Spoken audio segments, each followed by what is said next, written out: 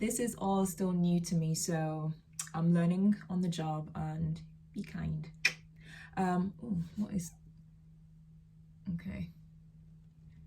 I look slightly different today, so yeah, I'm cold too, so I'm sorry if I'm coming across as, I don't know, scrap all of that. What's up guys, welcome to my channel. Thank you for watching my last few videos. If you haven't, please go and check them out and tell me what you think. But in today's video, I want to talk about 5 things you should consider before reconnecting with someone who either hurt you or it was kind of like a hurtful situation for both people. So, you know, you either hurt them, they hurt you, or whatever. But 5 things you should consider before reconnecting in that way. And this goes for any type of relationship, whether it's a family or a friend, best friend, close friends, you know, any type of friend, relationship partner, ex-partner, whatever. So when I use the word relationship, please don't think that I'm using the word relationship exclusively for kind of romantic relationship. I'm just talking about relationships in general. So yeah, none of the things that I'm going to mention I've ordered, so there are no order at all. It's just 5 things that I've been thinking about, and I think, you know, it might be worth considering before reconnecting with someone who has hurt you, or you have hurt them, or it was a hurtful situation for both. Okay, so the first thing is you might want to consider if they have changed, or if you have changed as well. I'm a firm believer that everyone deserves a second chance. I do think that, you know, sometimes life happens and people don't always kind of catch on with life as quickly as some people kind of take a long time to really reflect or understand certain situations. But yeah, I do believe that everyone deserves a second chance. Just because someone's showing you a side that you're not wanting to see doesn't mean that, you know, they're a bad person or anything like that at all. Like I said, some people just, life happens to people in different ways, so that's just it. So I do believe that everyone deserves a second chance. But I'll also say that to look out for patterns. So if you've decided to kind of reconnect with that person again, you've made that decision, first and foremost, just look out for patterns in their behavior and in your behavior too. You know, we're all human, no one's perfect. So even if you feel that the situation that happened was more kind of you being hurt and the person hurting you, I think people change, you know, things happen, you learn, you go through experiences, and as you get older, naturally, you as a person will change. If you don't change, then you might want to, I don't know, I can't help you. But no, people do change, so I'd hope that you would, you know, before putting yourself or opening some new doors, to kind of have a think about how you've changed and how, whether this newer version of you will be, you know, with this person as well, and consider that this person may have also changed, may not, who knows, you know, like I said, people learn through life in different ways. So have they changed? Have you changed? Look for patterns in your behaviors. Look at the way that you think. Is it more mature? You know, do you stop to think? Do you stop to reflect before maybe acting? How do you manage your emotions? How do you deal with your emotions? Was it like the way it was before, or was it not? Or is it not? So yeah, and you know, when I say look out for patterns in the behavior of the other person, obviously you would have to be in some form of communication with this person. So yeah, if you're talking to someone, doesn't mean that you have to open up to the person straight away. So whilst you're kind of gauging that person, really do take the time to, you know, see where they're coming from, see how they're moving, see the things that they're saying, listen to the words that they choose, look out for patterns in their behaviors, basically. So that's the first thing.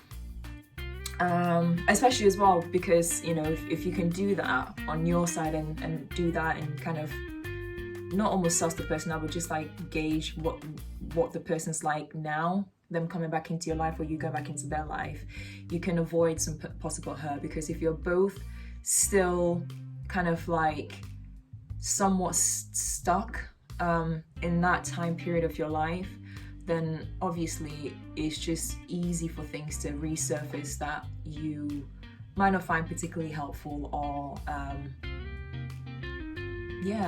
might be hurtful to you.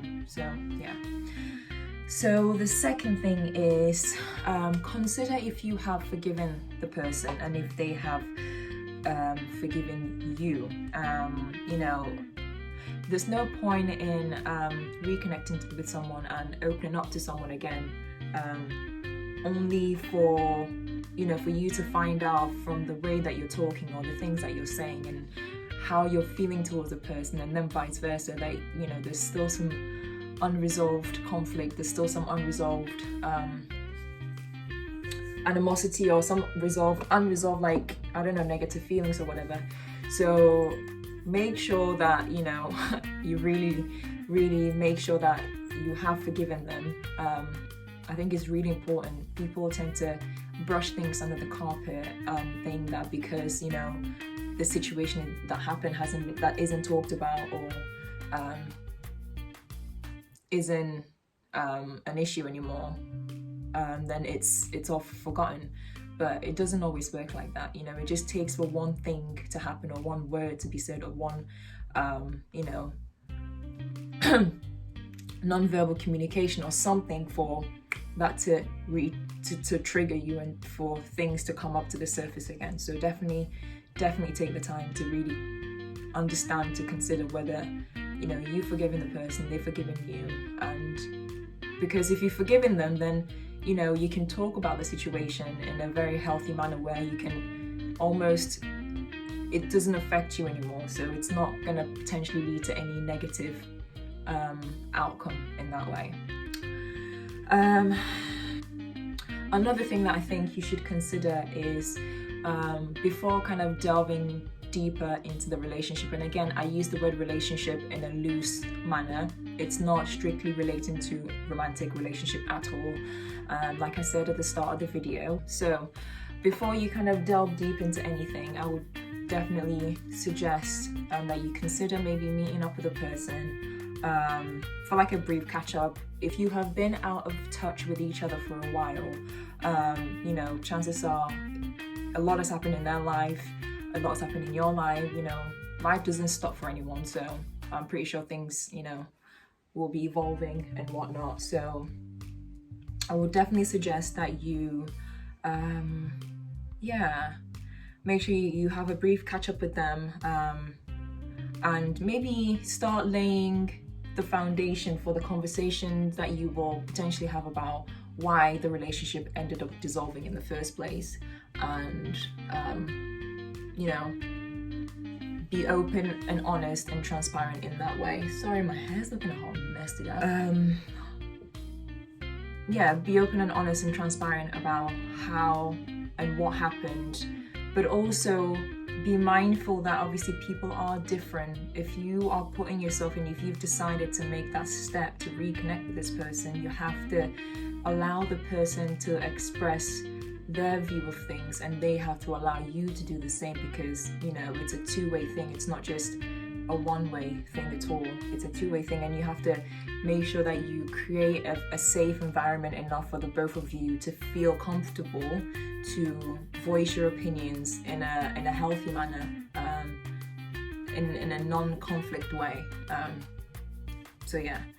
Another thing that I think you should consider is, or people should consider, is to lay down some healthy boundaries. And again, everything that I've said before this point isn't in order at all. So this is just something else that I thought, because I think a lot of the times in people's relationships, they lack healthy boundaries. And then sometimes people end up feeling like they've been taken advantage of because they have kind of wrong expectations of that person, that they are expecting X, Y, and Z from. So if there's a mismatch in terms of the view of how you are or where you stand in each other's lives. So for example, if we're friends and I consider you a close friend, a best friend, but then you consider me just as a friend, I'm naturally gonna be expecting more from you, because the level of intimacy in our friendship is higher than the level of intimacy in your eyes in terms of our friendship. So if there's a mismatch, it could lead to conflict. So I think it's definitely important to kind of understand where you stand with each other and also have healthy boundaries so that, you know, people know where they stand with you and they know kind of your do's and don'ts, and you vice versa with them as well. So everyone's on the same page. The final thing that I think you should definitely consider is that, just kind of linking to my point about forgiveness, if you've forgiven someone, you definitely have to wipe the slate clean, in a way. Wiping the slate clean doesn't mean that you've completely forgotten what happened and you're completely denying yourself of what it was that you felt, and then vice versa again. So this is, like I say, it's a two-way street.